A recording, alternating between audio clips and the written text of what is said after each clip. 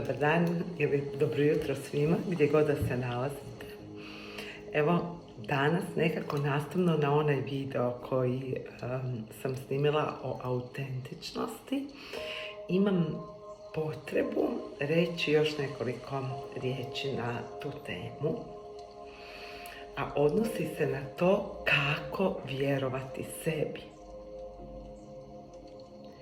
i kako u životu slušati sebe,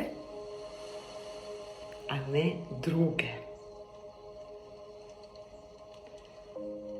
Jer, barem moja generacija, ali mislim da čak i danas često tako odgajamo djecu, uvijek smo odgojeni da slušamo roditelje, da slušamo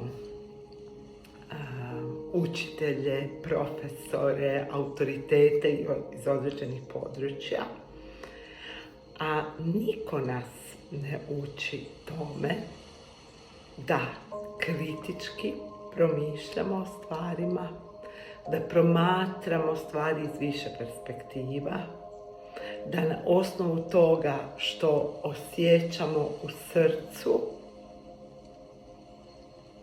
i informacija koje skupimo iz raznih izvora, donesemo svoj stav o nečem. I da zapravo to trebamo slušati, a ne druge. I mislim da je ta tema usko povezana sa tim što znači biti autentičan. Jer danas živimo u jednom oceanu informacija. Šta god hoćemo, o kojoj god temi hoćemo, možemo promotriti, proslušati od nebrojenog broja stručnjaka.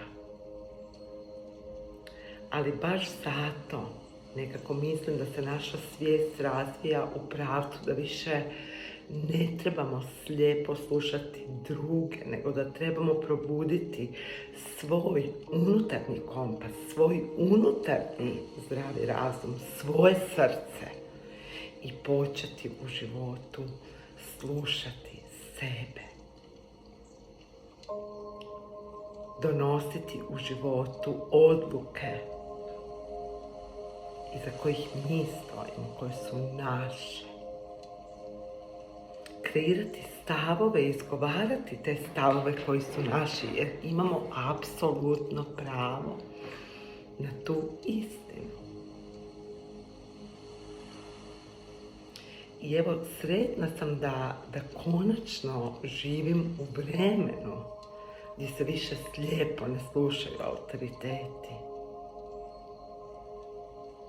I gdje mogu prigrliti sebe, svoju mudrost, svoje znanje, kako ja vidim neke stvari u životu i gdje ja znam što je najbolje za mene. Pa ko će drugi znati bolje nego ja za sebe?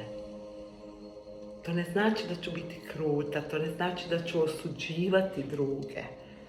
To ne znači da neću poslušati različite izvore informacija. Ali na kraju ću ja poslušati ono na što moje srce kaže da. I evo, ovaj video, kažem, želim da potakne neke od vas da se otvorimo različitim izvorima informacija, ali da na kraju poslušamo svoj razum i svoje srce. Volim vas, ljubim vas gdje god da jeste, imajte prekrasan dan.